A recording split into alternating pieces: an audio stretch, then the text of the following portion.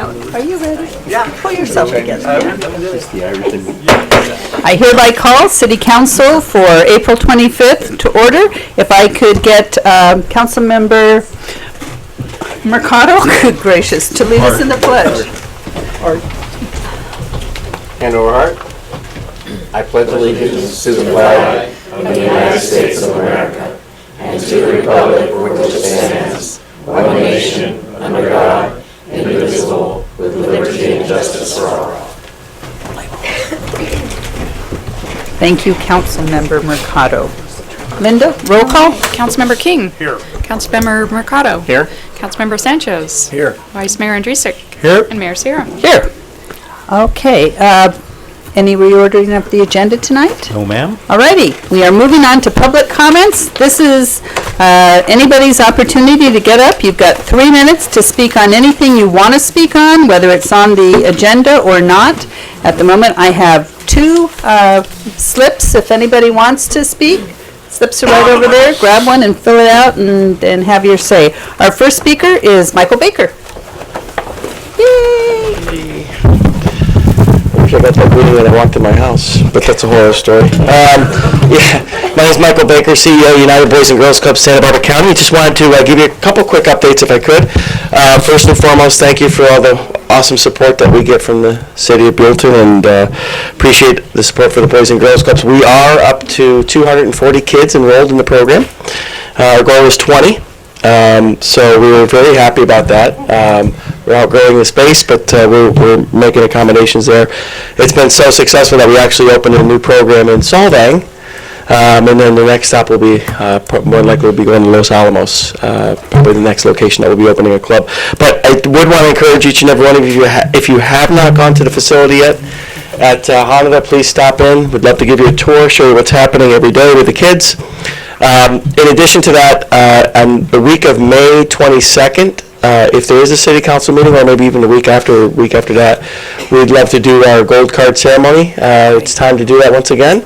So we had our kids that have achieved 105 days attendance already this calendar year, which is just amazing that they've come that often. And as I've told you before, the reason why that number is so magical to us in club work, 105 days, we know from national studies and from all the clubs in the country that if we can get a child to go to a Boys and Girls Club 105 days in the same calendar year, they're twice as likely to graduate high school in time and twice as likely to lead a healthy lifestyle. So we really embrace that, and Buellton had a wonderful ceremony here about 6 months ago when we had kids that were getting their gold cards. So we would love to do that again. Well, congratulations. No, that's the kids that deserve it better than me. May 23rd, next that's the council meeting. I don't want to assume that we can calendar it, but I will, if I hear it's okay, I'll gladly. I'm sure it'll be okay. I'm going to leave my card. I'm sure. There we go. It'll be under public comment like it was the last time. Thank you. All righty. Next is Kathy Vreeland. Hello. Good evening, Madam Mayor and Council. I just want to let you and the community know that our Brew Fest will be coming up next weekend already. I can't believe it's here. Our 8th annual will be down at Riverview Park on May 4th. You'll be getting some tickets in your email, I'm sure, soon, so look for those. But it's from 11:30 to 4:30. We have craft beer, wine, some distilleries coming out, live music, food trucks, and hopefully the weather cooperates as well. So again, down at the Riverview Park, and it's a real busy weekend. I know our hotels are all going to be probably sold right out, so if they aren't already, some of them are. So anyway, I left some posters by the door. There's some little cards as well if anybody in the audience or you want to pick them up and take one tonight. Thank you. Thank you very much. Okay, I don't see any other speaker slips. If nobody's interested in public comment, then I'm moving on, closing public comment, moving on to the consent calendar. Tonight we have minutes of April 11, 2019 regular city council meeting, list of claims to be approved and ratified for payment to date for fiscal year 2018-19, financial report for the third quarter ending March 31st, 2019, the monthly treasurer's report for March 31st, 2019, and resolution number 19-09, a resolution of the City Council of the City of Buellton, California, amending the city contribution to the 457 Deferred Compensation Plan for newly hired employees after January 1, 2012. Move for approval. I'll second. Alrighty, Linda? Okay, Councilmember King. Aye. Councilmember Mercado. Aye. Councilmember Sanchez. Aye. Vice Mayor Andrusik. Aye. And Mayor Sierra. Aye, thank you. Alrighty, I have the pleasure next. We have two presentations tonight. We have some very generous Buellton residents, Norman and Gail Williams, who put out an educational scholarship every year for two Buellton residents. And we are announcing our certificates, our two winners. Is it a $1,000 scholarship for 2 years in a row? Yeah, $1,000 for 2 years, so a total of 2 years. $2,000 for each of these. The first one I'm going to call up is Emilio Jimenez.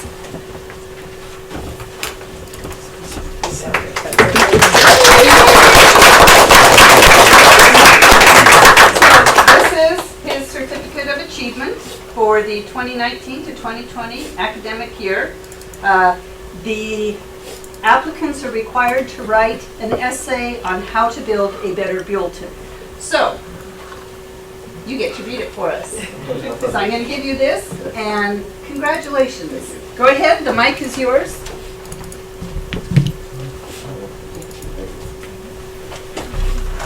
All right, thank you.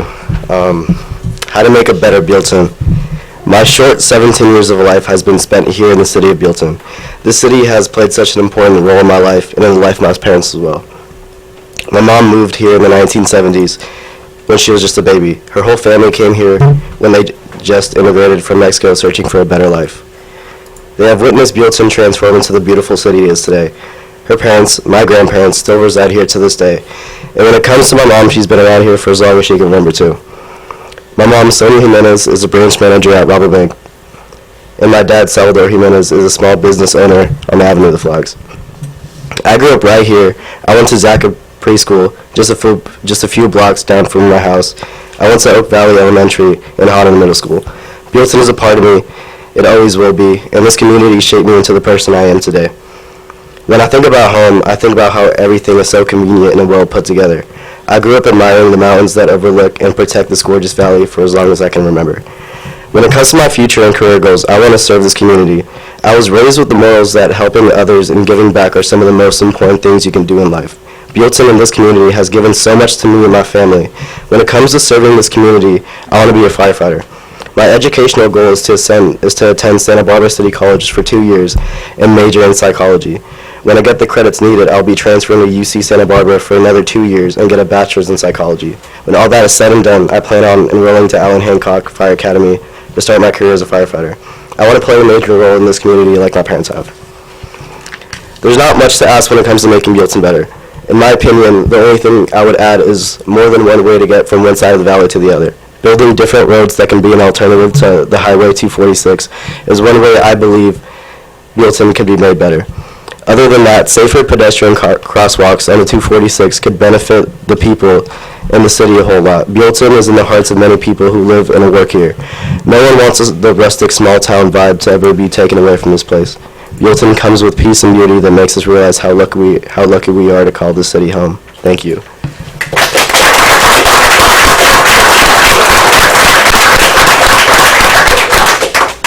Congratulations, good job. Our next winner is McKenna Olson.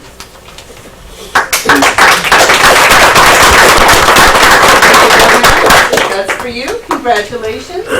And yeah, we have some amazing residents in our community. Old, young, moving, making a big difference, and we truly appreciate both of you. Go ahead and read yours. Buellton will forever be my home. I've grown up here and spent all my 17 formative years in this valley. I've watched Buellton grow and develop along as I've gotten older, and I've extremely enjoyed it. Next year, I will be majoring in criminal justice studies, hoping to find a job in enforcing the law. Back in the 15th century, law enforcement was not about keeping neighborhoods safe. There was one sheriff who would simply collect taxes and fees. During this time, citizens couldn't leave their homes without the fear of coming home to find it invaded by squires. It wasn't until enforcement was established that the world could start developing itself. Today, if the fear to leave your own home was too great, education would not be obtainable, travel would not be possible, and creating a life for any individual would be too life-risking. This said, I believe that a safe and secure community is extremely important. Without this security, no human would be able to live out their basic human rights and responsibilities. Each and every human deserves to live out their own self-made destiny, which it is law enforcement's job to make sure that can happen. I have a strong family background of police force and military personnel, which I take extreme pride in. As Buellton grows increasingly, it is important to make sure that the community stays intact and nothing will disrupt that. Each member of this town deserves to live their life exactly how they intend to, and every child should get the chance to grow up with a childhood as fortunate as my own. I would hope to be able to bring back knowledge and programs of how to manage the needs of a growing community as it pertains to public safety of its residents. They say it takes a village, but I also believe it takes concerted effort and planning by city officials alongside residents to keep our village safe. I'm extremely thankful for having the opportunity to grow up in such a well-rounded community, and I wouldn't want anything to change that. I'd be honored to return here after college to continue keeping Buellton the safe, family-friendly community it is now. Thank you.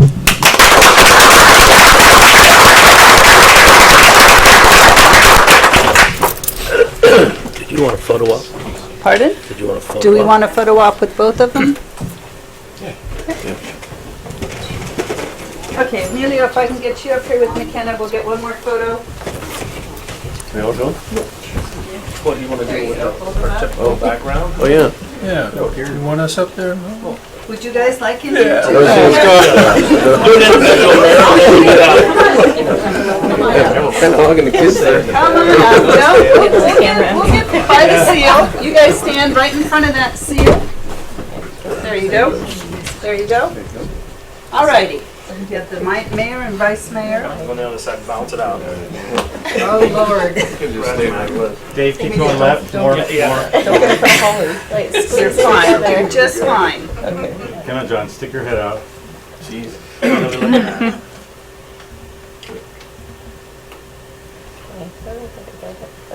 Got us all? Yeah. Thank you both very much.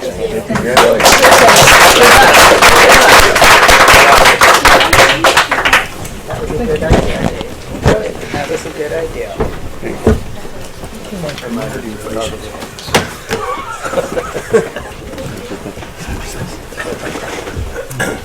Okay.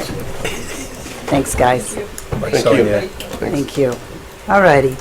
Moving on to public hearings. No, ma'am? Okay. Councilmember comments / items. Councilmember King. No, ma'am. Councilmember Mercado. No, I'll wait. No comments or items. Councilmember Sanchez. Nothing special, no. Vice Mayor. Just an update on the lighting to, stay current on the avenue with PG&E. Getting them back. Okay. Lights back on the poles, lit. End of the month, I'm told. Okay, I'm gonna write that. Yeah. This I one- just, Only a few days, yeah. I was at the Vandenberg Air Force Base Quarterly Awards yesterday. Very impressive. They're all looking so much younger every day. And went to the extravaganza on Saturday, which had a good turnout. Not as good as some of our previous years, but the kids were just as excited, and I think they got a few more eggs than they normally would. Playoffs this last weekend for baseball and softball. Yeah, with spring break, yeah. And I'm hoping that city staff is still moving forward with the Highway 101 Caltrans meeting.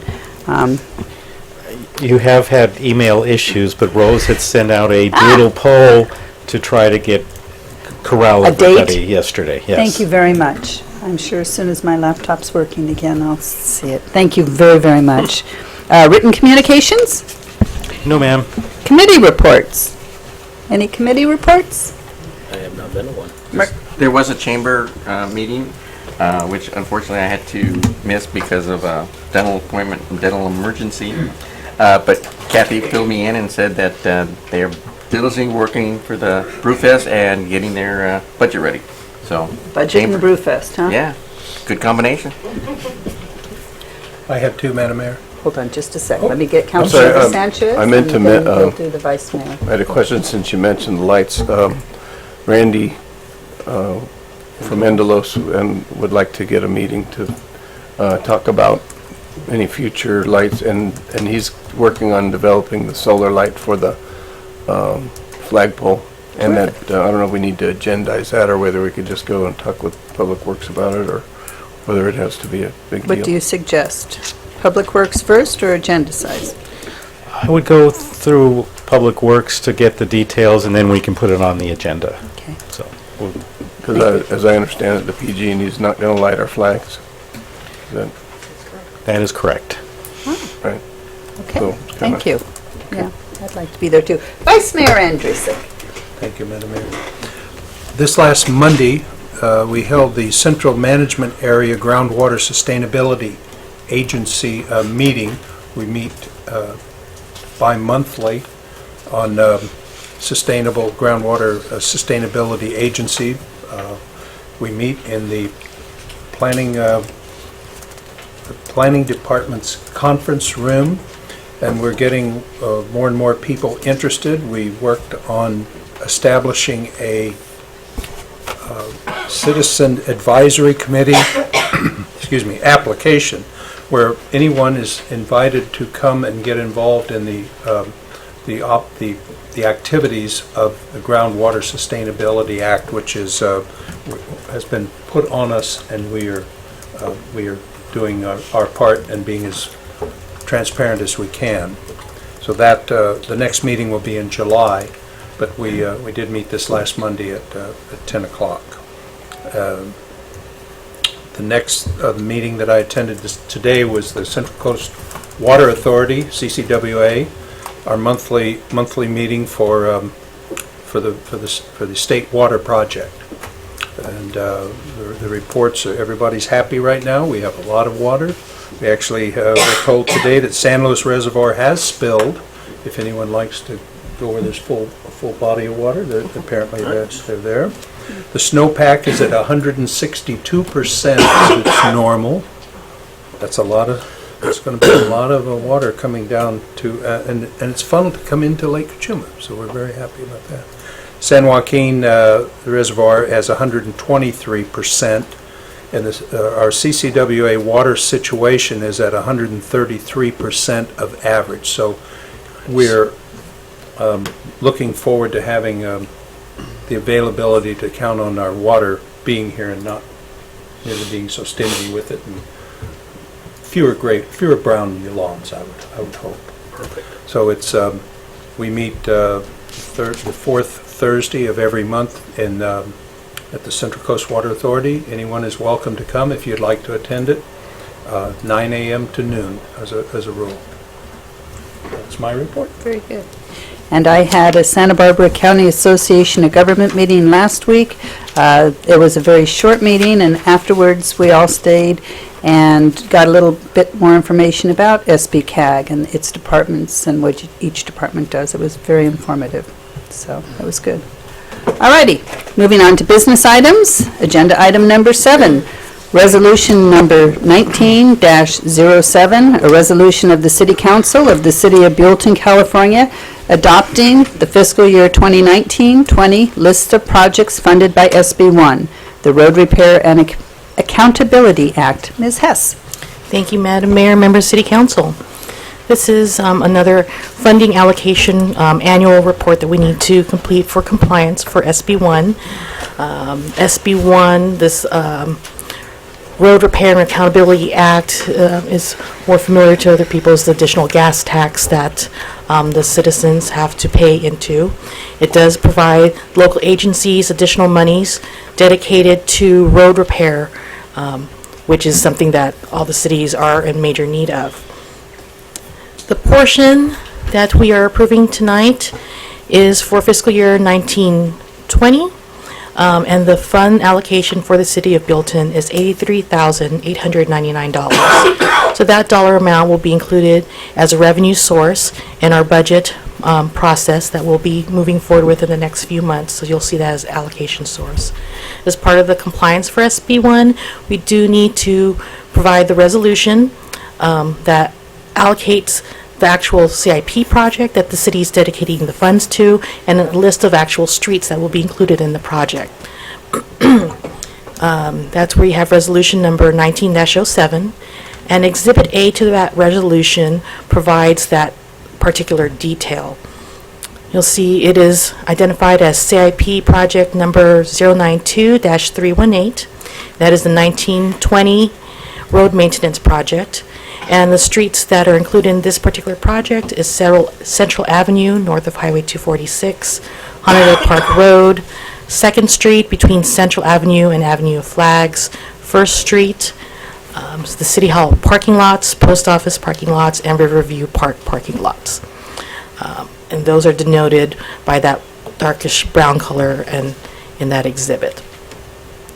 And with that, staff is recommending approval of Resolution 19-07, and as soon as council approves it, we will submit that onto the SB1 website for our compliance report.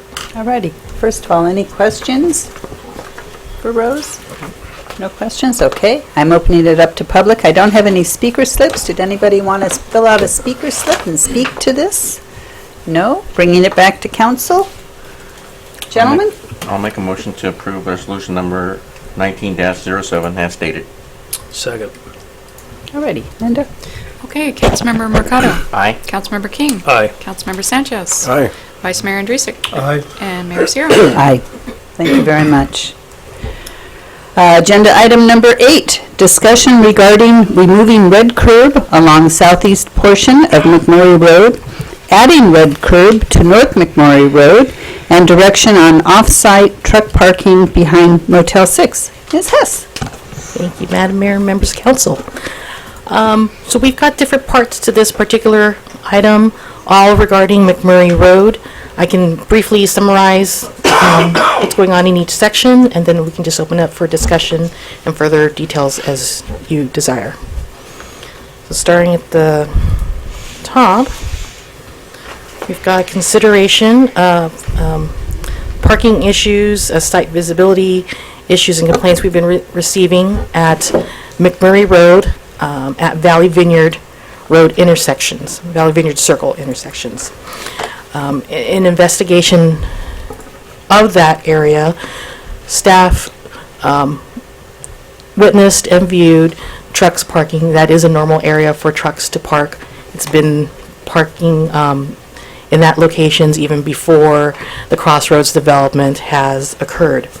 Now that we've got the townhomes developed through there, the Crossroads has been developed, the road itself has been widened, and we have the recess parking along that northbound side, and parks are still parking in that location. There isn't a restriction at this point in time other than the red curb in the center of that portion that is specific to the transit stop, because the transit buses need areas to be able to pull in and pull out from. So we've been receiving additional complaints from residents, particularly from the village townhomes, in there about issues regarding visibility while waiting on Valley Vineyard Circle. And during site visits, again, we've noticed, trucks is what's causing a visibility issue. Without the trucks, we've got a good 220 feet site visibility from the stop sign, which is at the edge of the paved road on McMurray. We did a temporary no parking sign that was posted on the north leg there for a couple of months. After a while, we just had a lot of issues with trucks running it over or the signs being moved for additional parking and so on. So that temporary issue, we restored it back to its full parking conditions, and complaints continued to ensue. At this point, with regular vehicles, we don't see any issues with site visibility. With trucks parking there, there is a little bit more visibility problem because those have a higher profile, so you can't see past and beyond. So that's one issue to consider there. Things to consider when you're looking at that area, there's approximately 20 vehicles that can park in that section of McMurray between the two Valley Vineyard circles along what would be the hotel frontage. Parking in that area will be further reduced once the hotel does develop, because they'll have a driveway through that section, and they'll be pushing the transit stop further north. I don't have the specific count on what it would be reduced to at this point in time. But the line of sight exhibit is available in the attachments for you to review as well during this discussion. Then moving further south, at the very south end of McMurray Road, we do have parking restrictions there. We do have red curbs through most of the southbound and northbound lanes. And on the northbound lanes of McMurray Road, south of Highway 246, it's all red curb from Carl's Jr. all the way south to the end of the roadway. It's not a cul-de-sac quite yet. But there's a section south of the Albertsons driveway and north of the rear delivery truck access for the Albertson Center. That section is all red curb also. And you have attachment 3 that shows that exhibit as well. And that red curb was originally adopted in 1999, Resolution 1999-02, which is provided for you as attachment 2. That was to, when the area was being developed, they wanted to make sure there's enough visibility throughout that road. At this point, council can review if they want to remove that. There isn't traffic coming up northbound, south of that center, so there isn't much issues with visibility, and that would gain the city additional parking for the commercial activities around that area. There is a portion, there is a fire hydrant at the very south end there. We do need to retain red curb to provide for that. But aside from that, if council desires to remove it, we can come back with a resolution to do so as well. Do you want me to do the next one since Part- I've been part involved three. in that? Part Yes. 3 ties into back in the north end regarding parking issues with the trucks. As we were working on the red curb staff reports, Andrea and I did meet with the property owner of Motel 6. He lives in Oregon, but he came down to talk to us because the attachment that shows the parking for trucks below Motel 6 we sent to the owner, and he is interested in pursuing that particular option with the city, but he needs to know what the city's commitment's going to be. Does the city want to lease the property? Does the city want to buy the property? Is the city going to improve the parking lot for the trucks? So details like that. So before staff and the owner spend any more time moving forward on this particular idea, we want to see where the city council is on this and how they would like to address it. So if you prohibit trucks on McMurray and fund a parking lot, then we have a place for the trucks to go if we can work out details with the property owner. So we thought it would be tied in really well with the red curb discussion on North McMurray Road. Thank you. All righty, I've got a few public speakers or public comments on this. Any questions before I go to them? Any questions regarding parts 1, 2, or 3? You want to do this in sections? Part 1 first, 2, and 3, so... We can, or we can, 1 and 2 kind of tie together, 3 is separate. Yeah, I would suggest doing South McMurray Road first when you get to the discussion, because that's a separate one and probably the easier one to address, and then we can do the other ones together. That works. Okay. So if you have no questions, I'm going to call up the public. Our first speaker is Rose Dieters. Hello. Hello. I've not spoken before the council before, so this is my first time. So I'm a new resident to the Buellton area. I do live at Vineyard Village. I'm actually the very first resident that moved into Vineyard Village, so I've been there now a little over 2 years. I'm very concerned about the truck parking. It's blocking the view, and once you pull out far enough so you can see around the truck, your front end of your car is in the roadway. So it does create an issue.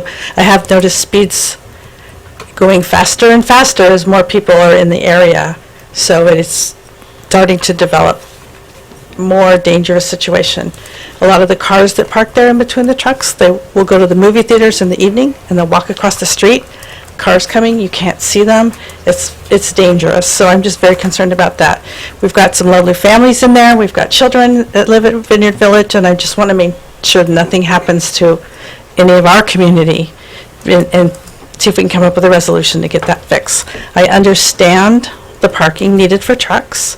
My father was a truck driver, so I understand how that works. So I'm hoping to come up with something that can keep them in the area and make it a safe resolution for everybody. Thank you. Thank you very much. Our next speaker is Sandy Lincoln. Hello. Hi there. Okay, so I have kind of a two-part thing with parking, but I'll speak to the north side of 246 on McMurray first. So I'm wondering, and it's probably been a long time, and Rose, you might have mentioned when the no parking signs actually were put on McMurray Road on the Marriott side of the street. I'm not sure when that occurred and how long ago that was, but obviously it was probably very vacant on the other side, so it made more sense to let the parking happen on that side of the street versus the Marriott side. But I'm kind of wondering why there was no parking on both sides. Why did you choose one side versus another? Was it visibility for the hotels so that they could pull out of the parking lot? Not sure why. Just a question. I'd like to know who the person is in charge of traffic reports and parking regulations. I understand that there's a person who goes out and does these investigations and the status, reports of the hotel site and all of the determination of how many parking spaces. And so is that handled by the planning commission or? Well, it's done through the project. It's not done after a project's done. It's done through the through the municipal code. Okay, so I would ask that maybe we look again at the municipal code 19-04, which is the general development guidelines. I wonder when that was last updated, because I'm concerned that the meeting room and event space for the hotel site is being called a hotel, and that meeting room and event space is actually creating its own, parking situation.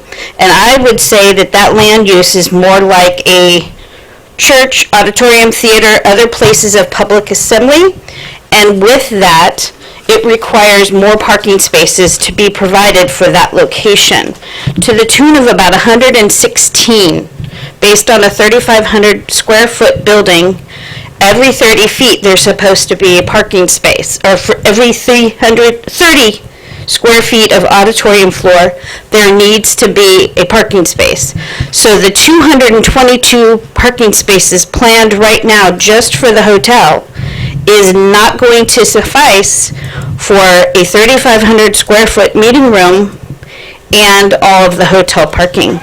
I also have a call into the Marriott to find out what the average amount of employees that are parking in their parking lot for their 163 rooms, and I haven't heard back yet, but I believe that they're definitely going to employ more than 40 people in these two hotels, and they have not designated enough parking for them to do so.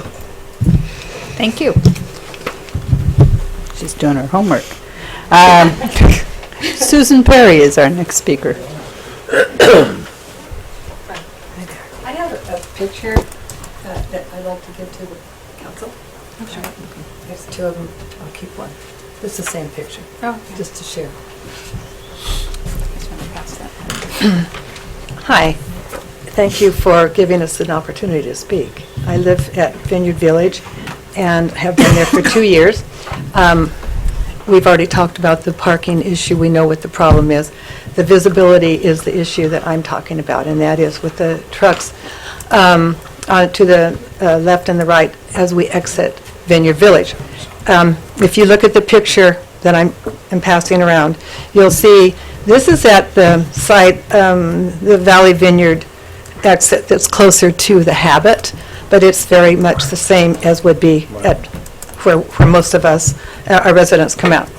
If you look at this picture, you will see that the driver has pulled his car into the crosswalk and still has no visibility because of the truck.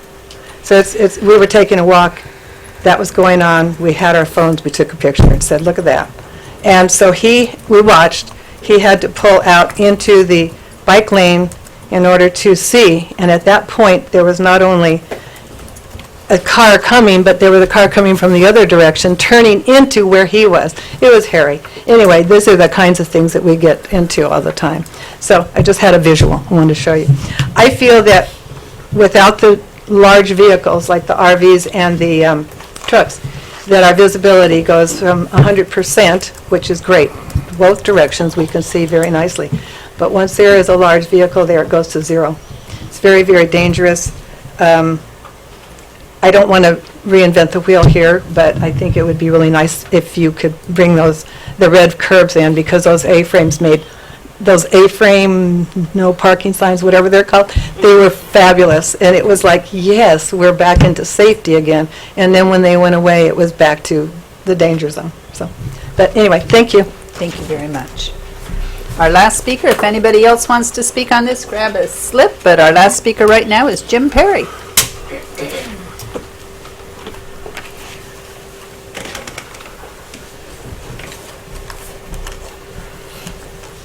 Hi, I'm Jim Perry, and I live at Vineyard Valley condominiums. I agree with my wife that the trucks parking on McMurray has created a dangerous traffic issue. We were told that the requirements of the parking included a line of sight. I'm not sure exactly what that was, and apparently the project met that requirement. But I'm wondering if anybody looked when there was a 12-foot high semi parked next to the exit. I doubt it.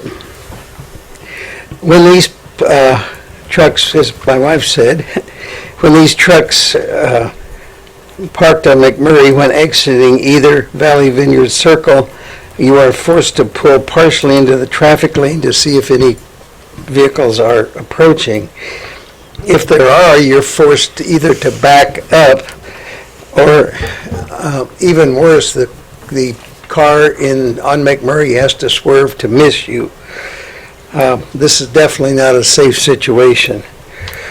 Additionally, the issues are further complicated by the buildings across the street, McDonald's, Marriott, and the theater. Not only do you have to watch, the hotel's exit is right across the street from Valley Vineyard exit, which you not only have to then watch for traffic coming east or north and south, you also have to watch for traffic coming right at you. Last night we were going somewhere and I pulled up and started out. My wife said it was clear both ways, and I look up and there's a guy from hotel coming right at me. So anyhow, luckily we missed, but that creates even a bigger problem. The other thing that's creating a big problem, and I think somebody alerted to it, McMurray is almost becoming a speedway, and you don't have much time to react if you make the wrong decision. The whole issue is going to come worse in the very near future. When completed in the next year or so, Valley Vineyard will have 155 units. At least every unit has at least 2 cars, which means on any given day 300 or more cars may be exiting on Valley Vineyard. It's only a matter of time until a serious injury accident occurs at Valley Vineyard and McMurray. I urge you to restrict parking on McMurray. Thank you very much, sir. Alrighty, I have no other speaker slips, so I'm closing it down and bringing it back to council. For discussion, we'll start with South McMurray first. And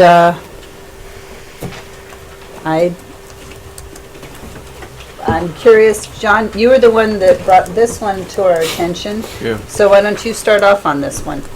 Well, the south side of the driveway there, that just eliminated all the parking for the businesses across the street, the people in the salon and the taco place and all that. So there's less parking. Safety-wise, if it was a big thoroughfare, I could see it restricting it like north of the intersection, and there's not that much room. But south of there just isn't enough traffic to worry about. And I think by just extending, you're going to have 15 feet or so from the hydrant, which is whatever the law is from the hydrant, and the rest, I think, should be available for parking for anybody and everybody. And would also fit a semi if needed. You know, I pulled out the other day and I was looking, and that parking lot, that wonderful parking lot at CVS and Albertsons is so wide that when you do make your turn, there's quite a distance from the incoming and the outcoming. So if there was a truck parked there, you'd still be able to see the occasional traffic that does come that way. So I don't really have a problem with that. Any other comments on? I don't really have a problem, but I do see sometimes the need, because what the whole idea is people who go out of Albertsons and CVS end up having to go out to McMurray Road if you're going to turn left to go back to Lompoc, or sometimes just making a right-hand turn after 4. So I think the north part of McMurray still continues to be red zone. That gets congested. It does get very congested, and it gets congested even with just regular big trucks. I mean, I have a big truck, and I come through there. What would you think if they had got rid of the red parking up until Carl's Jr., where the congestion? I think that's a big mistake, and We're not asking that. I see you're just talking about that little area then. 150 feet south of the driveway. It's the and area. that's my comment, is that It's circled in Just the yellow. circled one, Right. not the rest of it. Correct. I think we need to continue north of that. I don't have a really problem. I think it depends on what situation it is. If you can restrict it just to vehicles instead of big trucks. Except our big trucks have got to have a place to park. Yeah, If we put reds up by Vineyard Village, where are they going to go? That's why we're going to have the parking at Motel 6. That'll take a while. So maybe get rid of it for now and bring it back later? That's just, I use that, like I said, from Albertsons. I see the need, but it is a safety factor. Yeah. And that's what we're here for the city for. Looking at all options, and safety is a big concern. I even have the ability to walk from our house to go to those restaurants. We go to both Morel's and the Italian restaurant, and my wife and I will walk. And so I understand exactly what the congestion is and stuff like that. It's a tight parking lot, It's a tight too. parking lot, so it's easier just to walk and enjoy a good dinner and have a couple of bottles of wine. Smart man. Smart man. Councilmember King? Well, I'm concerned about this one. We're talking about the south side, right, by Albertsons. Correct. And I think that one that is west of Albertson on McMurray, there's really no traffic coming out of there to restrict truck parking there. I mean, you can see in the picture there is a truck park down there. The existing one already prohibits anybody from parking between that west exit at the Albertsons parking lot all the way up to 246. So this one here really I don't think is necessary because of the lack of any traffic coming in and out of there. I don't think it's ever been an issue. So I would be opposed to that one if we're just talking about And Vice that Mayor, for now. you use that parking lot a lot. And I have no trouble, and Albertsons and CVS get very large trucks a couple of times a week. But, you know, the truckers, I have to compliment them. They move very slowly. They're not racing through like many of the streets in our county. Once they get rolling, it's hard to stop that kind of event. I wanted to just first reconfirm that we are appreciative of trucking industry coming through Buellton. That has been happening for 100 years. I said it before, and I believe that they should be able to count on getting on and off. Those highway off-ramps were built as a result. Buellton has 3 north and southbound off-ramps. Founders of the Community Service District, before it was a city, went to Sacramento, and they negotiated those 3 wonderful off-ramps, and that invites people to come in. We've built hotels for the truckers to come. I just want to say that they deliver products and that they are an economic engine for our community. And we are blessed with the business that they bring to us. We have to be more diligent. I believe we have to make a concerted effort to find a suitable truck parking area. That's the only way it's going to happen. We're all hemmed in. We can't park 3 trucks. We're probably talking about a half a dozen trucks at that rate. You go up to the Betaravia off-ramp on 101 at what Pappy's. I don't even know if it's Pappy's anymore. I think it's a different restaurant. But they have 40 trucks in there because it's been designed that way. And I think we need to try to find a consenting person. I don't know, we did have Dr. Buell in, who has some vacant land within our city boundaries, that he talked about the possibility of having truck business come from the freeway, park on his property, and then continue on 101, not having to traverse the town with the size of their vehicles. I think we just need, maybe we have to, it isn't going to happen by either approving or continuing the red curb or removing the red curb. We're out of space, and we need to, if we want to be good stewards of industry and our citizens, we really need to commit to trying to find a suitable We are working on that. place. That's going to take a little bit more time. I understand. though. It So isn't gonna happen. you're in favor of removing the red curb here, though? Oh, sure. Okay, yeah, that's Yeah. one we want to get I consensus understand. on, and then we can, Consensus No, on there. I'm fine so with we that, have but- consensus with that, then So we've got the southbound, all but one, but I can live with it. thank you. Except for the, just so resolution will come back. Okay, for that southbound. Then for is the true. northbound McMurray, we have a bit of a problem with our new residential neighbors getting in and out of their driveway. And we don't have a red curb there, and right now the trucks are parking there. You're right, Vice Mayor, we do need to do something more permanent. I think that's part of our third topic in this agenda item. But when the motel goes in, we've indicated that we're going to do our best to find places for the rigs to go. I don't know that whole line right now needs to be red, because we do need to find housing for the big rigs, but we certainly do need to red stripe before the turn lane going into the driveway. I agree. And I think the testimony tonight has been evidence that they're warning us. Somebody's got to step out of the curb. These are grown adults. We're not even talking about the children with their bicycles thinking, oh, this is great. I'm heading over to McDonald's to get a burger, and splat. And that's not good. So No, splatting we is need never no good. splatting is not Splatting good. is never good. But I really think that if we were going to make any quick fix, it would be removing or putting the red curb on for the areas really between the two driveways, For because that's northbound? yes, And- north, On the And but if not if on- Rose can not tell on us how many south. feet that would be. Okay, and then I'll go to you as soon as we get a foot from Rose. Give you a measurement in just a short minute here. It's about a half a dozen trucks. They park right. I mean, I they're don't very know good. that we need to redline that whole area, but at least 2 truck lengths. This is the So entrance of This is the entrance the- right here. That's the north entrance there, right?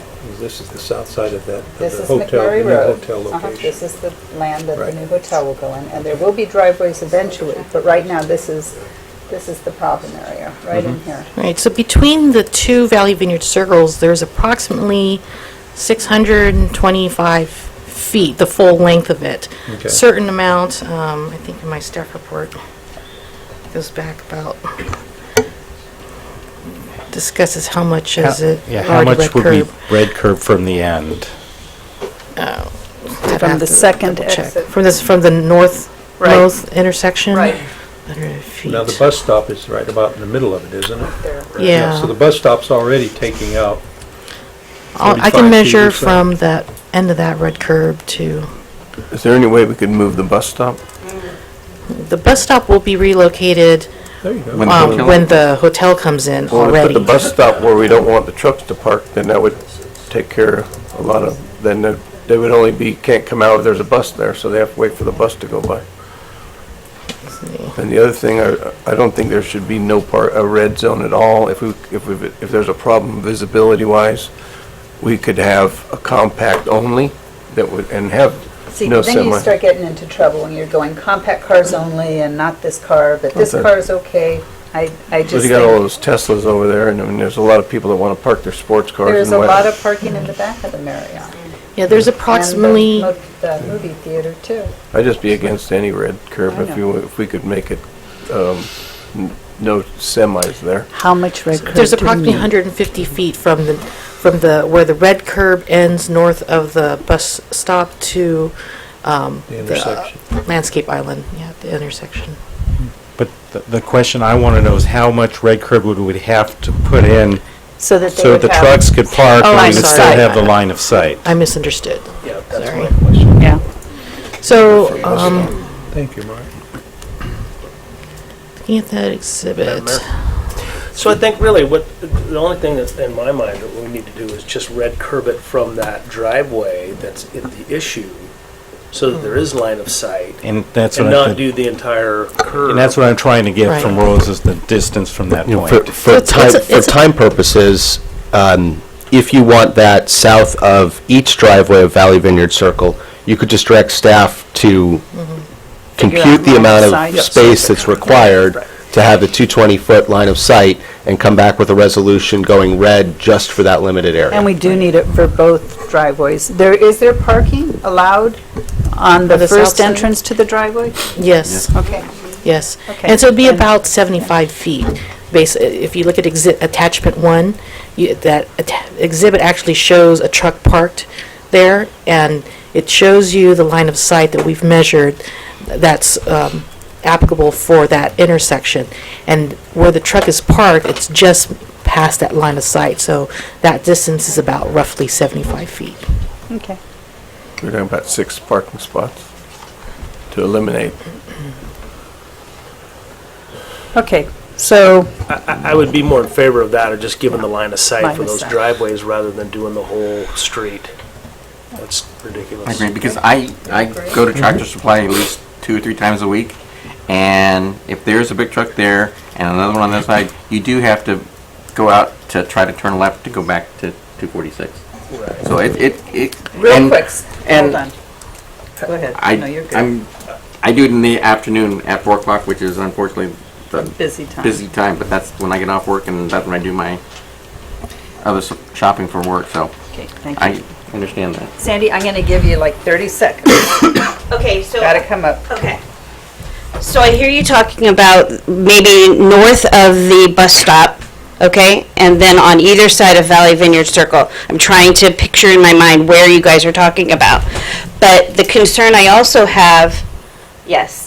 So the concern I also have is that if you don't restrict and have the red curb go all the way to the entrance into the Habit across the street from the Taco Bell, if you allow trucks even there, when that park comes in, No, that we're painting that part red too. okay, I'm just hearing about line of sight only around Valley Vineyard Circle, so I'm There's just North and concerned. South Valley Vineyard. Both exits. It's, I see. so both of them. And I might suggest that a solution to this would maybe be move the bus stop to the northern side of Valley Vineyard, the top Valley Vineyard side, Right. in that one little area across from the Marriott. You can move the bus stop there in that little alcove and make that red as well. Thank you. Thank you. All righty. Madam Mayor, if I can just bring your attention to attachment 1, again, just to reconfirm what we're discussing. If you go to the very right side at the North Valley Vineyard Circle, so we're looking about 75 feet there to, for your proposed red curb to show where that Okay. truck approximately is. And if you go left to the south intersection, so that puts red curb to about 50% of that portion of that parking. So I just want to be clear. So a car could probably park in the very front, but not a rig. There would be red curb at the Right, very right. north part of that I section. understand what you're saying.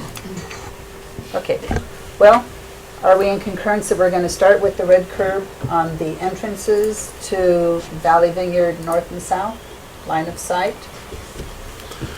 I like, your bus stop idea is not a bad one, because it will be moved later on, but we also have some development going in there too. Where's it going? The development? No, the bus stop, I'm sorry. To the corner. Where's the bus stop going, Rose? We just said north. They haven't provided the plans yet on where it's actually going to be relocated to, and we need to coordinate with SYB on that And we too. could change the red curbing at that point. If we put the bus stop where we want to put red curbing, wouldn't that be doing both? Then it wouldn't have to change anything. When we did, we wouldn't be we'd gain all those, all the red curb where the My concern bus is that stop. trucks would park there in the evening when the shuttle's not going around. When the bus isn't going, then you're gonna get big rigs parking Then there. they'll be parking in the red, and we can go get them a ticket. Yeah, none of it's Parking red the curb. bus stop. None of it's red curb. Well, he's saying not to red curb it, just put bus. No, he was saying What he red said, curb. red curb it and move the bus stop. Red curb. Move the bus station, the bus stop to where the red curb is where the bus stop And is. red curb. And no red curb where the bus stop See, was. you're you'd gain saying those. no red curb. No, he's saying At the we move the current red bus- curb where the bus stop is today. Currently. So the shift got it. bus Got stop it. would be Got it. within the Got it. line of sight? Yeah, we could do that too. Yeah. So then we wouldn't, then we'd gain all the red curb where the bus stop was. You'd only have to walk 50 Got that, feet. Rose? Yes, we'll just shift Shift all it, of that. do it a little shuffle. So then that little, the site We'll that still we're bring worried it back about, in the resolution. Yeah. there's a bus stop. Okay, so now we move on to the third section, which is the discussions our city managers had with Motel 6 regarding parking. Are we interested in going into a lease, and then we would have to, we would be putting in the asphalt for these trucks, or do we want to make it more permanent and talk to him about purchasing the property so that after 10 years, 20 years, he's not going to change his mind and say, I don't want trucks down there? I mean, knowing the topography of that area, I think that's a major, you put a 75-foot vehicle, that's a lot of gearing up and down. I don't see that ever being nicely designed. The money it's going to take, you might park 4 trucks in there. I'm thinking, because you can't make a turn. That is correct, four trucks. So- The grades can work, we've done that information, but That's it a would lot be of money. 4, probably 5 trucks would be max. I'd like the idea of doing a lease, and we could try it before we buy the thing and then find out it isn't working. We would still be responsible for putting the asphalt down. And we might be able to do compacted base instead of asphalt for that'd it. be great. That'd be better for storm drainage type of thing. That'd be great. I was thinking, There'll probably be you asphalt could do going that from the within- driveway, but If he's agreeable to a lease, then we would. he's more open than to he's had it for he's 40 open to years. anything that the city wants to discuss Okay. with them lease. He just wants to know what the city would prefer, and then I can write that up and send it to him and see if he's interested, and we can then move forward. And the good thing about this is that a lot of them are going to be his customers, so there's not going to be people parking there. Well, you know, Right. they're going to have to know about it. Well, you and just know restrict it to big trucks. Yeah. And Yes. I'd be in favor of the lease and Okay. Mark, is that picture to scale? Mhm. And you're saying you can only get 4 trucks on that piece of property? Well, then, because you have to be able to turn the trucks around and maneuver them, so we factored in maneuvering space as well. The applicant says there are some issues with the way we've getting trucks down there, so we're going to have to look at it again, but overall, the concept is okay. But Okay. again, it could be 5, but you got to have ways to get the trucks around each other, and that's kind of the space that's left open around there. Is he open to the south entrance through his parking lot to get down there? Because the other way, I'm picturing trucks coming up over a hump there, because there is a hump there. Yeah, And either we'd have to and really. we'd grade it to a level or a better ramp for the trucks to get there. We would have to do something about any access through Motel 6, because he's indicating they would lose a couple parking spaces because of the turning movement. So there's some design issues to still work out, but he just wanted to see where the city was coming from, and I can relate back that we are interested, probably a lease, and we'll see where that goes. I like the south entrance more than trying to pull a truck over a hump right there every time. And also visibility. That's also preferable to us because the north entrance, there are two driveways pretty close to it, so that would be an issue. So if we could get it through the Motel 6 without impacting his parking, that probably would be the preferable way, and I can mention that in my correspondence. This is a benefit to his business, so that would be... All righty, so you have I do direction? have direction. Terrific. Thank you. All righty, and thanks for everybody coming in and speaking up about it.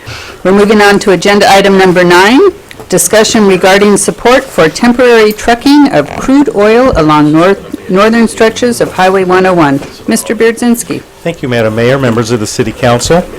Staff placed this item on the agenda per the request of City Council consensus. Attachment 1 is a resolution that the City of Santa Maria adopted regarding this issue. And Attachment 2 is a full description of the project as part of the county's notice of preparation for the environmental document they're currently processing. So it is still going through the environmental review process with the county. However, at this time, staff would recommend that the City Council stay neutral on adopting a resolution since the information that's provided, staff has not spent any time fact-checking to make sure there are accurate facts associated with the resolution that Santa Maria adopted. Typically, the council does not get involved with other jurisdictions' projects on a regular basis. It's fine to support the project, but I don't think at this time a resolution would be warranted. However, if the City Council wants to move forward, staff would have to spend time fact-checking, so we'd have time spent on that to make sure everything in the resolution is correct, because I did discuss this with the city attorney, and we don't want the council adopting a resolution when you don't have the information that's been verified. Thank you. Thank you. First of all, any questions for our city manager? Then the question I would follow that with is, would a time period, 4, 5, or 6 months, be an appropriate time to serve it, to preview and do a study for the for us adopting a position? If there's a will to support such a project, I mean, it's a major undertaking. Well, a lot of the facts that are in here are not from the county or from the documents, or from an outside agency. So we'd have to get information from them and check it. The city attorney would verify it. We'd go through the project approval documents. So we'd come back, in a couple of months. I mean, we want to make sure, if you want to do it, we want to make sure you get it done before the project goes before the county decision makers. Right. Well, they have a scope, and I think it's a very broad scope, but I would appreciate encouraging them to continue instead of just go away, because it's going to create an economic issue for the price of transportation in our area. Okay. So, questions done? Yes, ma'am. I've got a lot of speakers on this one tonight. Amazing, just amazing. Joe Armendariz, step on up. Good evening, Mayor Sierra. I haven't seen you in a while. It's been a long time. Members of the City Council. I'm Joe Armendariz. I'm representing the Santa Barbara County Taxpayers Association. And we obviously hope that the process here will be a little more accelerated than several months. We think, look, let me just talk about this, and you're going to hear some stories, I think, tonight from a very human side, and so I'm not going to get into that. I want to talk about it more from a 20,000, 30,000 foot perspective. I think that if, as we all drive down the street and we pass by gas stations and we see gas in California now exceeding $4 a gallon, is worth, I think, to consider now that the average working family who fills up their tank, assuming it's a 13-gallon tank, is going to spend over $8 in just in taxes. Okay, this is a difficult thing for working families to do. But let's focus on the cost of gas and not the embedded tax for a minute. $4 a gallon times 13 gallons. Let's assume the average family has 2 cars. They fill up each car twice a week. You're talking about $800 a month in energy costs, part of the household budget. 48% of the American families in the country today earn less than $50,000 of pre-tax income. Of the families in America who earn less than $30,000 of pre-tax income, they spend 27% of their after-tax income on household energy costs. So there's nothing more important right now, quite honestly, with respect to the integrity of family development than the budget, the family household budget. We believe, the Taxpayers Association believes that we believe in the morality of prosperity. We believe that the family is the most productive social unit that there's ever been on this planet. And the Exxon Mobils of this world are creating what we describe as head of household jobs. These are the type of jobs that give people upward economic mobility. These are the type of jobs that allow them to send their kids to a good school. These are the type of jobs that give them the type of opportunities that, quite frankly, many of the other sectors and industries in our community are not providing them with respect to the wages that they produce.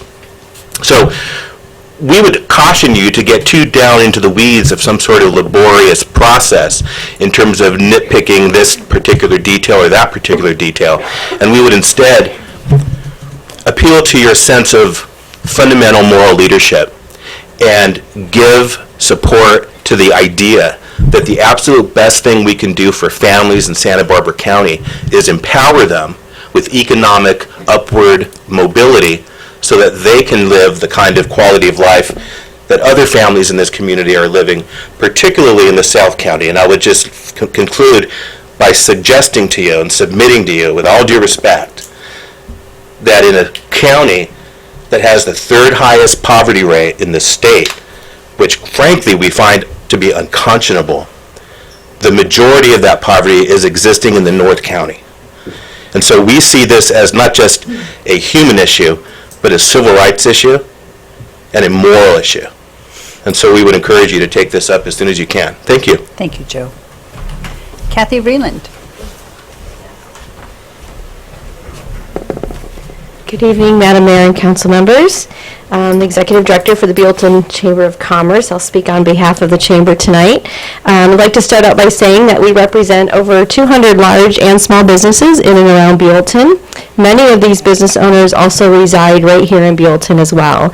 And we do care deeply about our city and our community, as you know.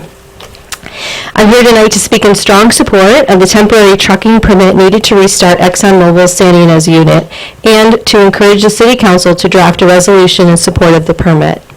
Restarting the Santa Ynez unit will bring back local jobs in our county and allow the workers and families who were displaced to come back to our community. These are high-paying jobs that have ripple effect into our local economy as well. The workers live in our communities, they shop at local stores, and they eat at our local restaurants. Restarting the Santa Ynez unit will also restore tax revenues for services that make Santa Barbara County a desirable place to live and do business.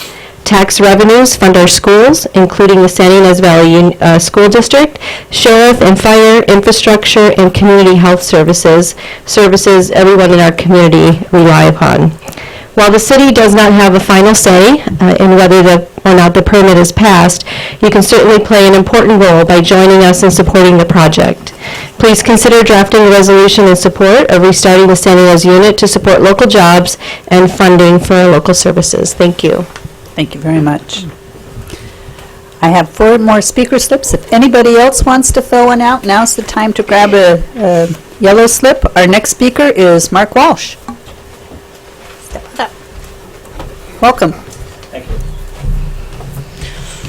Good evening, my name is Mark Walsh, and I'm a resident of Buellton and an ExxonMobil employee at the SYU facility. I want to encourage you to draft a resolution in support of trucking permit because it will support our local jobs, local schools, and local services. I also wanted to read into a record from a letter from my colleague, Ken Musante, who is also a Buellton resident, but could not be here tonight. He's in rotation in Papua New Guinea versus 28 and 28 since the relocation. My name is Ken Musante, and I'm a Buellton resident who is proud to say that I have worked with ExxonMobil for 27 years. My wife and family live here, my kids go to school here, and we are members of the community who care deeply about Buellton. Approving the temporary trucking permit will allow ExxonMobil to restart the SYU facility. The trucking permit is crucial so that we can start to bring back these displaced local families and to increase local tax revenue for schools and other vital local services. I encourage the council to pass the resolution to support the temporary trucking permit. Sincerely, Ken Musante. Thank you, guys. Thank you very much. Tom Woodrow.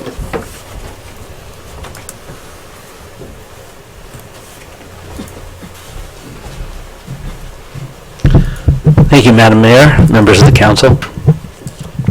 I'm Tom Woodrow, proud resident of Buellton. I live here with my wife, Maureen, and our 4 kids. That includes triplet 11-year-olds and a 9-year-old. So when Joe talks about the morality of prosperity, talks about how important jobs are, we're a single-income family. So I really can empathize and sympathize with those who need jobs. And this is what this resolution potentially would be about. Yeah, we live here. I walked over from my office above Antonio's Pizza. We love it here. 2 of my kids go to Oak Valley School. We lived here since May of 2011, so we've been here about 8 years. So I have a lot of experience with some of these issues. I come to you tonight as just a resident, as a constituent, as a someone to support you in your efforts in public service. I worked for County Supervisor Willie Chamberlain. I worked for Assembly Member Brooks Firestone. I worked for Congressman Elton Gallagly. I have some experience dealing with controversial issues. I don't see this one as particularly controversial. So I see this as standing up for some basic stuff, which is jobs, the economy. My understanding is that there are 300 ExxonMobil jobs that could come back into the fold. 120 contractors, all those folks could be earning a good wage, spending money in our community, helping our economy, and I think that'd be a great thing. Tax revenue is what I want to conclude with here. I noticed over at San Ynez Valley High School they were going to fire the football coach because of shortage of tax revenue. They didn't have enough money. I understand they're going to close Vista Del Mar School. Once again, these are the consequences and the wages of making bad decisions. I consider them bad because it has a real consequence, a real cost, changing people's lives and not in a good way. So I do encourage you to take up a resolution tonight as opposed to staying neutral or not saying anything, because when this gets decided at the County Board of Supervisors, if North County doesn't stand up for itself in its own interest, no one will. Santa Maria passed a resolution. I think that was wise. And I think we need to do the same here in Buellton. Thank you very much. Thank you. Alrighty, Josh Evangelo? Thank you. I'm sorry. Thank you. Welcome. Good evening, my Valley neighbors. So my name is Josh Evangelo. I'm an electrician working for ExxonMobil at the Los Flores Canyon facility.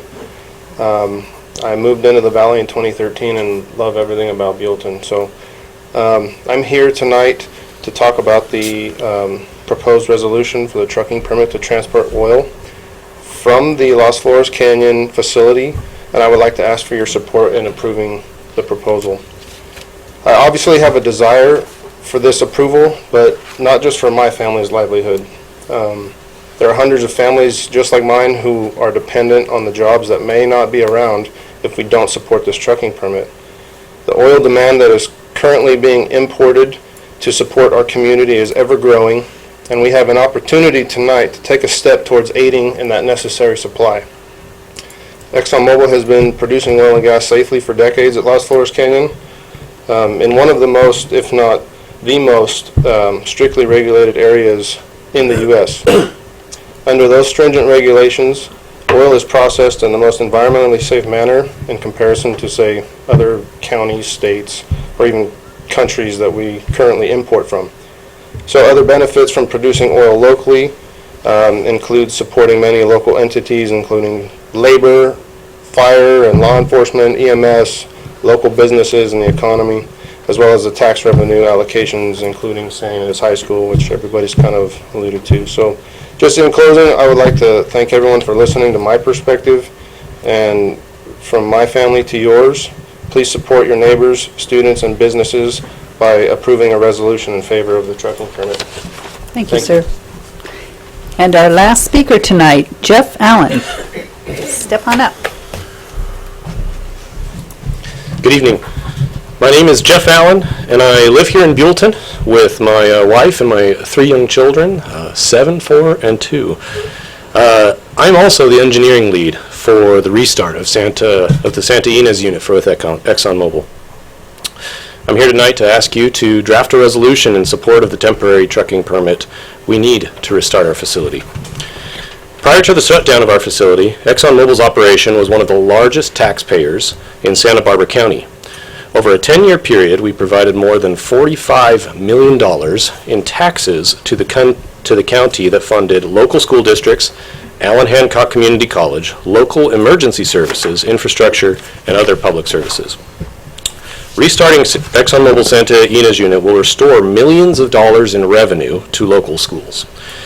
With 1 child that I have currently attending Oak Valley, and 2 who will be attending soon, I am invested in ensuring the proper school funding is provided so that my children and the children of Buellton and the Santa Ynez Valley have access to a quality education.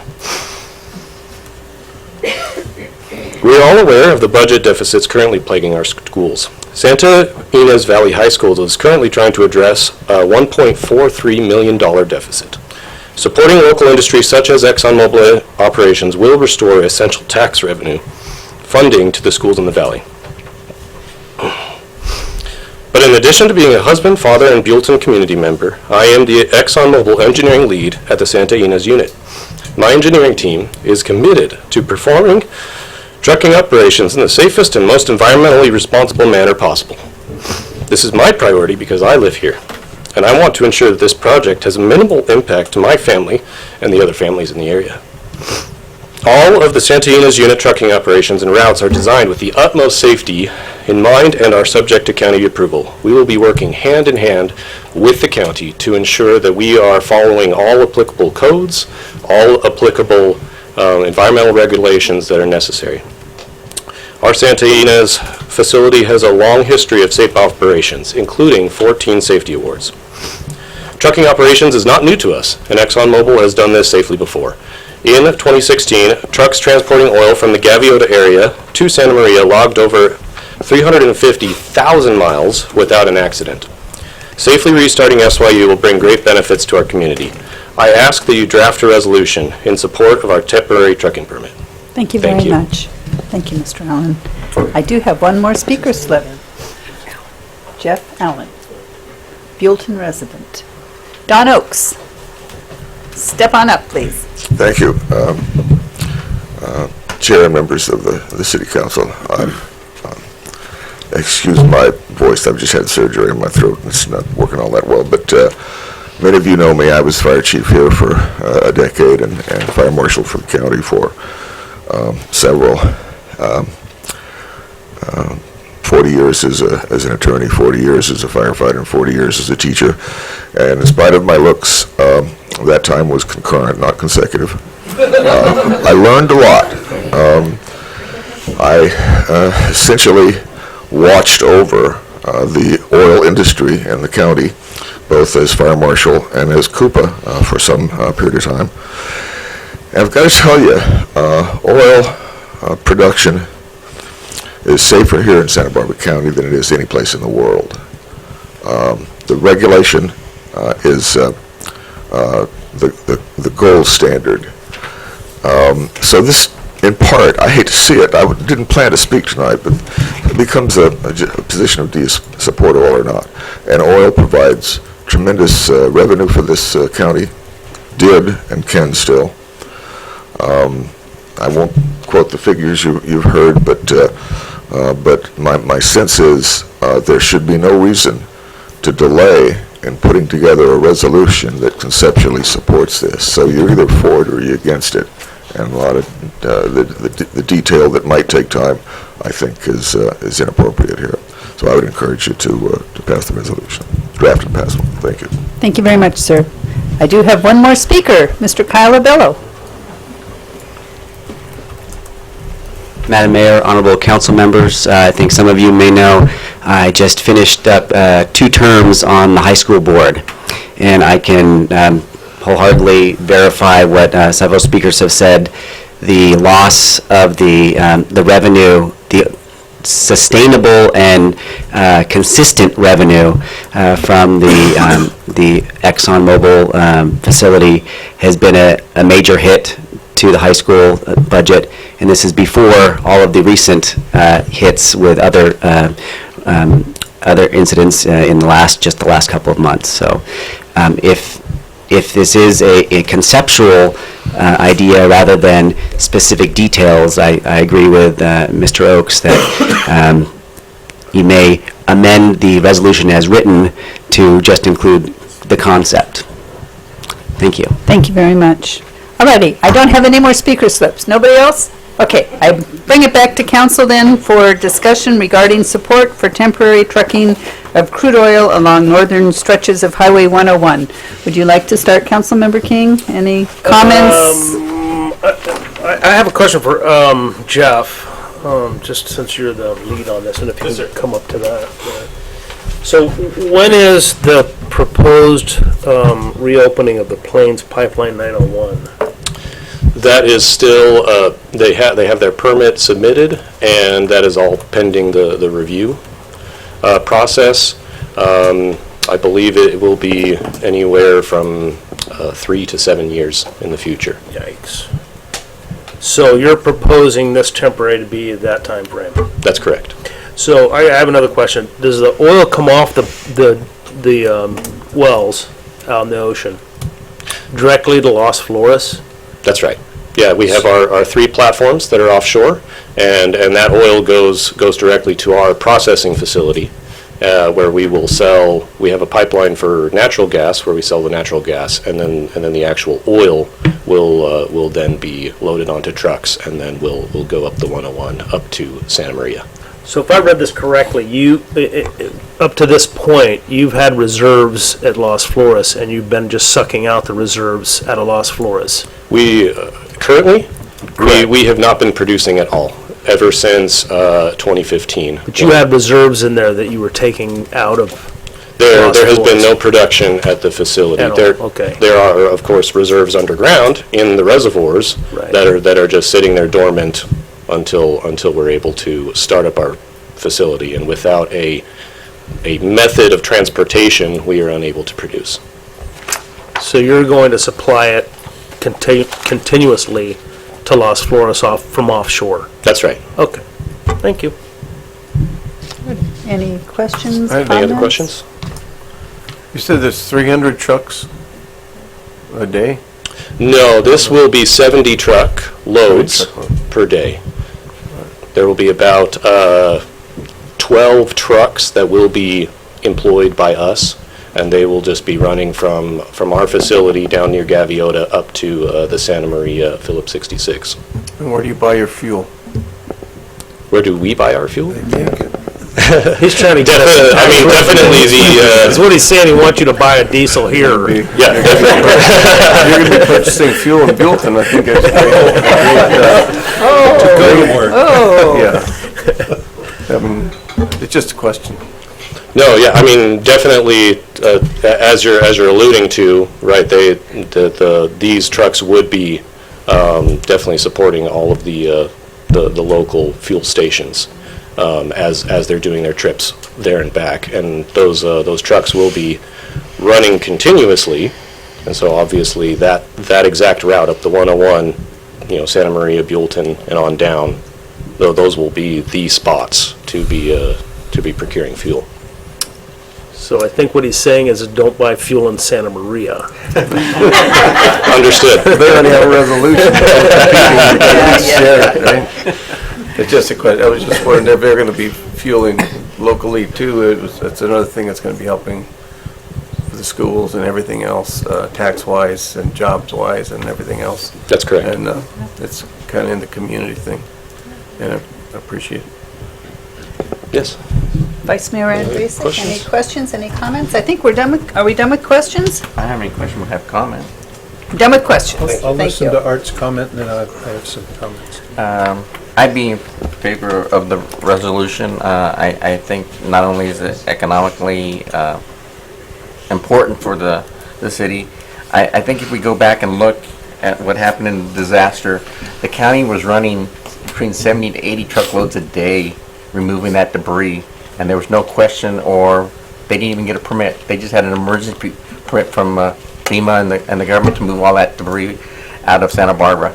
And there was never an issue of whether we had a truck accident or whatever. So I think it's kind of foolish for the county not to support a viable industry here in the area, and I'd be in favor of supporting this resolution. Okay. Madam Mayor, when we started looking at this and reading the report, I mean, the transportation, the geography of this concept actually couldn't be better. We have the best section of Highway 101. If we were talking about bringing it over 154, I would have concern. We have a lot of wrecks there because people drive stupidly and cause good drivers to leave the road or leave the earth. This should not be a political ploy. It should be a personal benefit for the quality of life. Exxon is not a startup organization. They have a track record. I'm happy to hear we have 70 trucks per day versus 100 or 200. When you start getting 200, there's going to be some mishap. I find them to be I was a Texaco employee in the 70s, and I have to tell you, they are extremely vigilant on the responsibilities that they take, and very few accidents happen compared to the amount of product that they move. But our problem right now is getting the product so that it can be benefited by the California citizens up and down the coast. It's really going to affect California's economy. It's not just Santa Barbara County.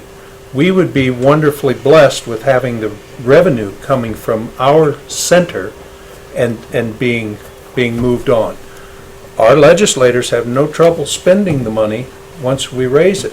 But if you lock off the buying power for the industry, we're going to that moves a lot of people out of the will to want to live and raise their family here.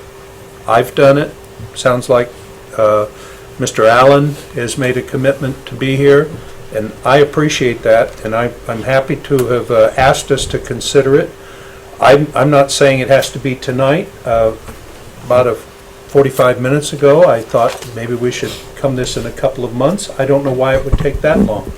If we had if we have intelligent people that can converse and make sense out of a resolution that says what we heard in this room tonight, I would be in favor of us moving forward with that sooner than later.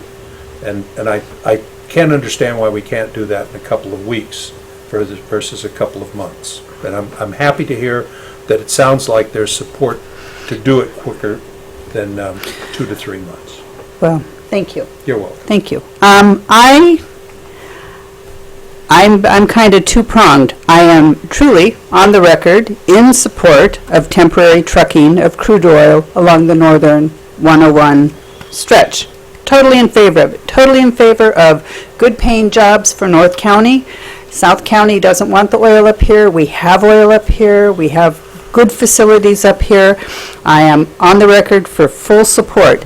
I am not in support of a resolution right now. We haven't gotten an EIR report yet, and I just think it's a little premature. This is discussion and direction to staff, and I probably would be outvoted, or I might be the minority here. I'm not ready for a resolution. I am in favor of oil in North County. I think it's done very safely. So, you got your direction?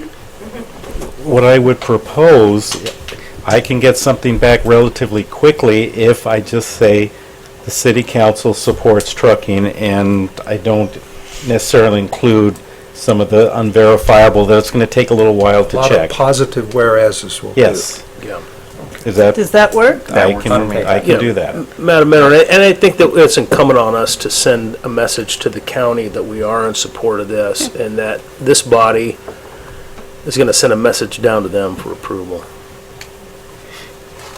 Thank you very much. Thank you, gentlemen. Moving on, agenda item number 10, authorization to reclassify the recreation coordinator class to recreation supervisor. Thank you for coming. Boy, that Thank clears you. the room. I know. Kyle, what'd you do? What happened, Kyle? Real good. We talk about your job and everybody leaves. I'm not going to need your review. I just want Thank you for coming. Thanks for the photos. Thank you. You want your photo? Did you read that? Oh, No, okay. thank you for bringing that. From Exxon? I didn't read the interview, but I'm going to go back. Yeah, they pretty much crossed their Ts and dotted their Is on that, you know, from environmental Thank to you. safety to everything. Yeah, I'm going to take it. Thank you. Why wouldn't you? I love all these Buellton residents here tonight. This is cool. It's usually pretty quiet around here. This is nice. All righty. Ms. Reed? Okay, thank you, Madam Mayor and council members. Tonight, staff is proposing to reclassify the recreation coordinator position to recreation supervisor effective July 1, 2019, which is allowable under Section 2.4 of the personnel rules. We are bringing this forward in anticipation of the budget talks that are going to come to, I believe, the next meeting on May 9th.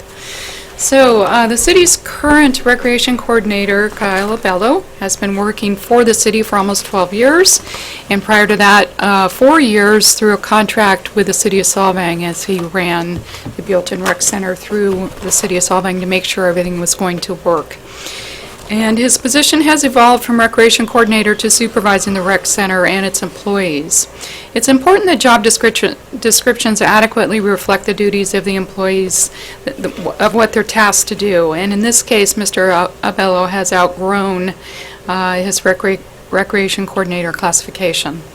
Also, during the council's goal-setting discussion on February 28th, goal number 8, establish the creation of an Arts and Culture Committee. With this reclassification, Mr. Abello, his new duties will include supervision and participation in the city's new Arts and Culture Committee.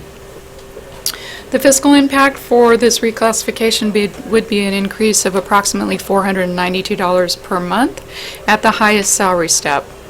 If the new classification is approved by the council, the upcoming budget would incorporate the increase. Staff recommends the council authorize the reclassification of recreation coordinator position to recreation supervisor, adopt the associated job description and salary schedule, and abolish the recreation coordinator classification. We welcome any discussion and are available to answer any questions. Thank you. First of all, any questions? No questions. Are there, perhaps the one I had, is there any net increase in employees with this move? No. This elevates Kyle to be more productive, as he's always been. Are you going to speak, Kyle? Oh, okay.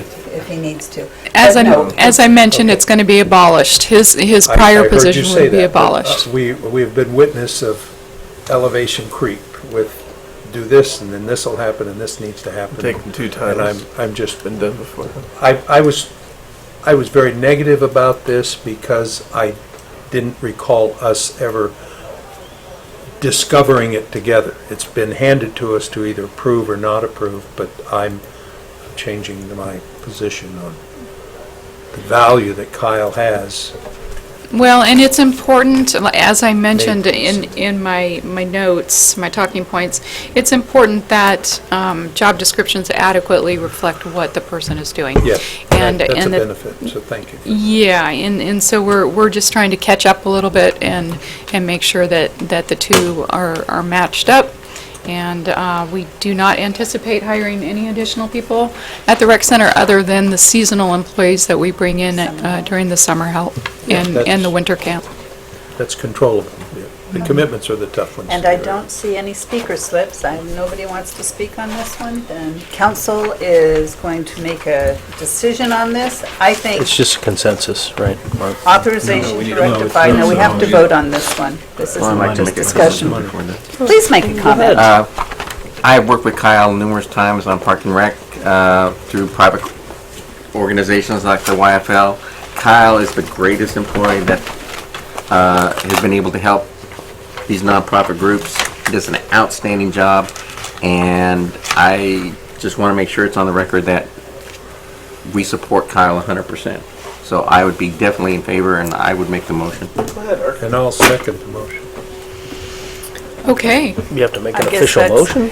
Our Park and Yeah, Rec you have to has make- grown quite a bit in the last 16 years, 17 years. It's You have to make an official And motion. just for your information, I had Chanel run the numbers, which she does very, very well. And Kyle is running at a surplus, not just Kyle, but his whole department of the rec center, of $122,000 in surplus.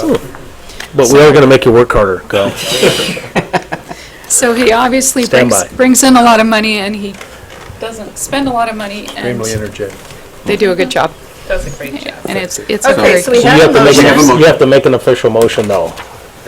I did. And there's a second. Oh, There was a okay. second. Okay, never mind then. Okay, Councilmember Mercado. Aye. And, Vice Mayor, and yeah, that's what I had, okay. Vice Mayor Andrusik. Aye. Councilmember King. Aye. Councilmember Sanchez. Aye. And Mayor Sierra. Aye.